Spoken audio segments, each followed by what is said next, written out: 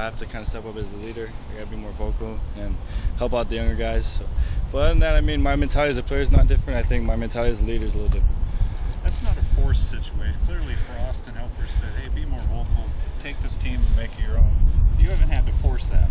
No, not at all. You know, these guys have been a great help with, you know, that whole thing about just being a little more vocal. But you know, that's not something that they're forcing me to do. It's just something that, you know, it's what, you know, I kind of want to do as myself, just to be as a leader, just so guys can look at me and say, hey, we can listen to him, and you know, it's different stuff like that. But are there other guys you've seen step up that way this summer?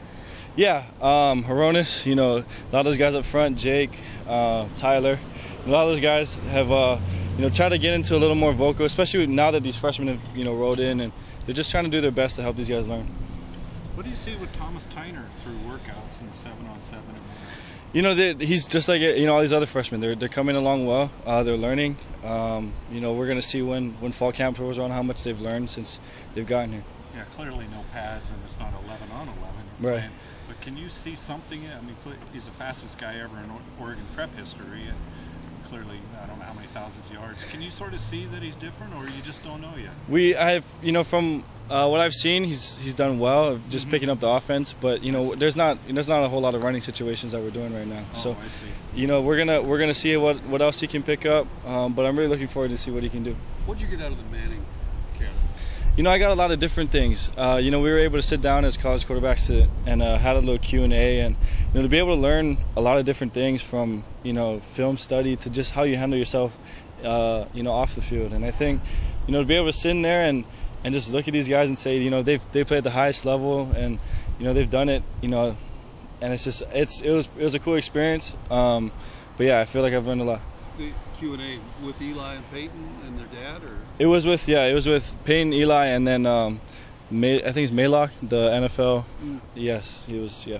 What other college quarterbacks did you find yourself gravitating to and bonding with, chatting with, small talk, all that stuff?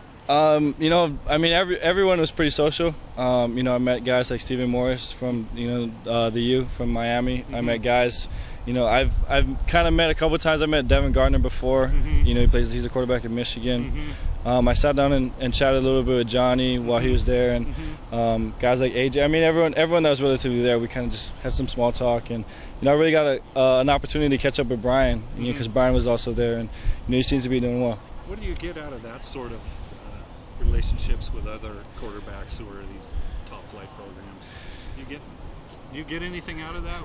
I think it's pretty cool to be able to sit there and say, you know, like AJ, he's won it, you know, a couple of times. Yeah, and just to be able to kind of sit and see how he handles himself, and you know, maybe to be able to kind of maybe pick and choose, you know, certain situations, how to kind of emulate what he's done. I think is what I'm going to try to do, because he's very well spoken, and he does well with, you know, his leadership role, and he understands what he has to do to make his team better. And I think that's something that I really kind of want to try to emulate within myself.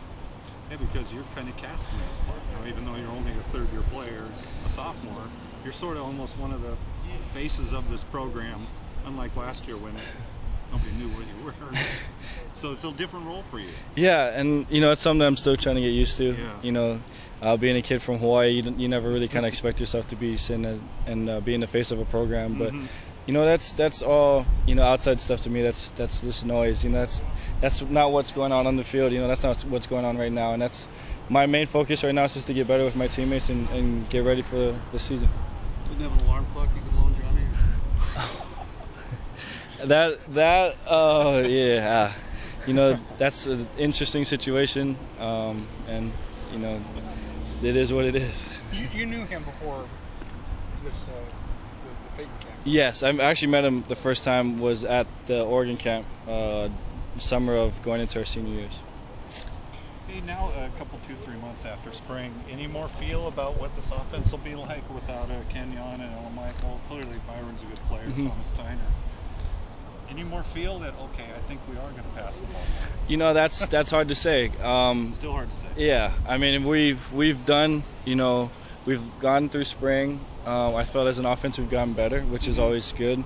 But you can't sit there and you know, speculate what we're going to do, because I honestly really don't know. And it's going to be one of those things. It'll be week by week. You know, Coach Helfrich and Coach Frost will develop game plans, and you know, whatever they decide, if we run or pass more, it's really up to them.